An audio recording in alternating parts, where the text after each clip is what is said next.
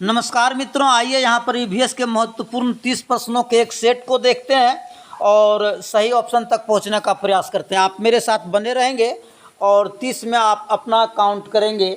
आगे बढ़ते हैं देर न करते हुए। कह रहा है कि निम्नलिखित को सुमेलित कीजिए तथा सही उत्तर का चयन कीजिए। तो वायरस जनित रोग क्या हो जाएगा? चिकन पॉक्स लगा लेंगे डी। जीवाणु जनित रोग आप इसको तपेदिक को लगा लेंगे। प्रोटोजोआ तो आप जानबे करते हैं मलेरिया। और कुपोषण के कारण होने वाला ये जो रोग है सो आप सी को देख लेंगे और आप इस तरह से मिलाएंगे और ये आपका ऑप्शन ये बी को आप लॉक करेंगे। आगे बढ़ेंगे मित्रों और 10 से ये 12 मिनट में अंदर ये 30 प्रश्न को देख लेते हैं। कह रहा है भारत के कौन से क्षेत्र में आग पशु पाया जाता है? तो आप इस प्रश्न का उत्तर जो है सो आप तो सब लगा लिए रहते, लेकिन यहाँ पर नहीं जो है, तो इसके कारण इस प्रश्न का उत्तर केवल लद्दाख होगा। आगे बढ़ेंगे और देखेंगे 123 नंबर के प्रश्न। कह रहा है कि ENVIS का फुल फॉर्म क्या होगा? तो इसका जो है आप ये पर्यावरण सूचना प्रणाली को देखेंगे मित्रों। 124 नंबर के प्रश्न को पढ़ेंगे और सही ऑप्शन तक पहुंचने का प्रयास करेंगे। कह रहा है 21 जुलाई 1969 को नील आर्मस्ट्रॉन्ग के बाद चंद्रमा पर पहला कदम रखने वाला कौन था? तो आप डी को देख लेंगे, ये एडविन एल्ड्रिन। आगे बढ़ेंगे मित्रों और 125 नंबर के प्रश्नों को पढ़ेंगे। कह रहा है कि पांडुपोल मेला कहाँ लगता है? तो पांडुपोल मेला राजस्थान में आप जो है सो अलवर में लगता है। आगे बढ़ेंगे मित्रों और 126 नंबर के प्रश्न को देखेंगे। थोड़ा सा ये मैं छोटा कर दे रहा हूँ। कह रहा है कि कृत्रिम पर्यावरण निर्मित करने के तीसरे उपसंकुल को प्रौद्योगिकी पारिस्थितिक तंत्र नाम किसने दिया? तो इस प्रश्न का उत्तर आप ये क्या लगा लेंगे? ऑप्शन ये ओडम। आगे बढ़ेंगे मित्रों और ये 127 नंबर के प्रश्न को पढ़ेंगे। ये कह रहा राष्ट्रीय चिन्ह अशोक स्तंभ में कितनी दिशाओं में सिंह के मुख हैं? तो आप सभी जानते हैं, ऑप्शन डी को देखेंगे और 128 नंबर के प्रश्न को पढ़ करके जवाब देंगे। कह रहा भारत में पटसन जूट की खेती कौन सी ऋतु में की जाती है? तो आप लगाएंगे सी वर्षा ऋतु में। आगे बढ़ेंगे और 129 नंबर के प्रश्न को पढ़ेंगे। 129 नंबर के प्रश्न क्या कह रहा है मित्रों?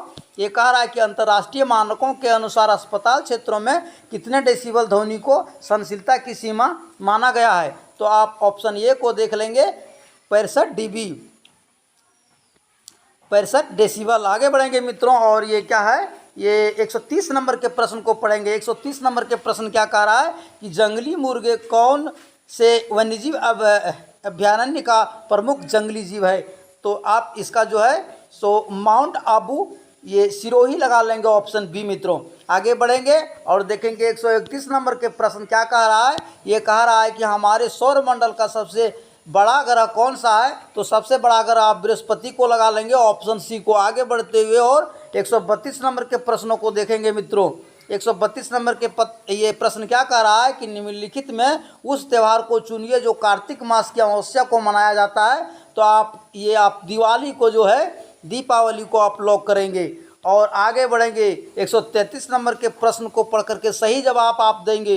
कौन से दांत भोजन को चीरने फाड़ने के काम आते हैं? तो इस प्रश्न का उत्तर आप रदनक लगा लेंगे, जो ये कृदंत की तरह होता है, चीरने फाड़ने के काम में आते हैं। और आप 134 नंबर के प्रश्न को ये देखें और ये सिंबल है और यह सिंबल कह रहा है कि यह नीचे दिया गया आयत का संकेत इंगित करता है। क्या इंगित करता है? इस तरह का त्रिभुज है और त्रिभुज में एक बोतल का जैसा है, तो ये हो जाएगा, ये आगे सकरा रास्ता है और इस त्रिभुज में यदि ये इसका उल्टा जो इस बोतल का उल्टा हो जाएगा तो वो हो जाएगा कि ये आगे जो है सो आगे चौड़ा रास्ता है।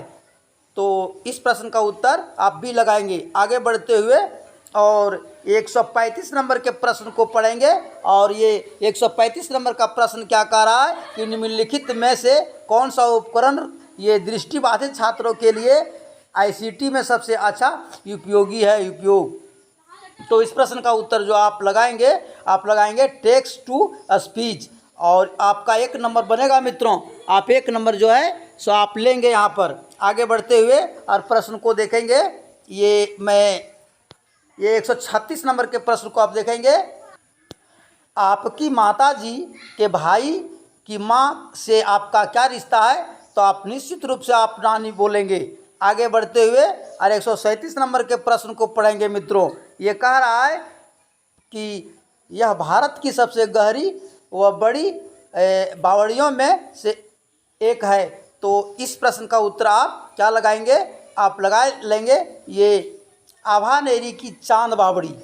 और आगे बढ़े देखेंगे, कुओं, झीलों एवं नहरों के जल को खेतों तक पहुंचाने का कौन सा पारंपरिक तरीका नहीं है?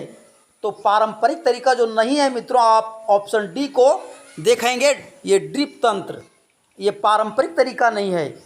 आगे बढ़ेंगे और ये देखेंगे नेक्स्ट प्रश्न का निम्नलिखित में से ये कौन सी सामग्री एक पर्वतारोही द्वारा ले जाना सबसे महत्वपूर्ण है? तो आप इस प्रश्न का उत्तर लगा रहे होंगे ऑप्शन बी, ऑक्सीजन किट, ये बहुत ज़रूरी है। आगे बढ़ेंगे और 141 नंबर के प्रश्न को ये पढ़ेंगे। 141 नंबर का प्रश्न क्या कह रहा है? ये कह रहा है कि मोटर व्हीकल एक्ट के एक्शन 112 183 के तहत कौन सी गतिविधि पर दंड का प्रावधान है? तो इस प्रश्न का उत्तर आप क्या लगाएंगे? इस प्रश्न का उत्तर आप लगाएंगे ये तेज, ये ड्राइविंग, ये गंभीर दुर्घटना। आगे बढ़ेंगे और 142 नंबर के प्रश्न को पढ़ेंगे। कह रहा है बछेंद्री पाल ने माउंट एवरेस्ट की चोटी पर कदम कब रखा था? तो अब 23 मई 1984 को लगा लेंगे मित्रों।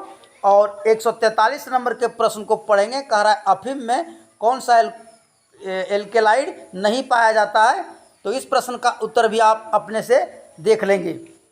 आगे बढ़ते हुए और ये प्रश्न देखेंगे। कह रहा है कि 144 की कौन सी शिक्षण सामग्री का उपयोग छात्रों की भाषा संबंधी त्रुटि सुधारने में किया जाता है? तो इस प्रश्न का उत्तर आप जो है सो ये फोनोग्राफ लगा लेंगे और 1 नंबर आप सुरक्षित करेंगे। आगे बढ़ते हुए और देखेंगे 145 नंबर का प्रश्न का राजस्थान का राज्य पुष्प कौन सा है? तो ये आप राज्य पुष्प जो राजस्थान का है रोहिड़ा है। आगे बढ़ते हुए और देखेंगे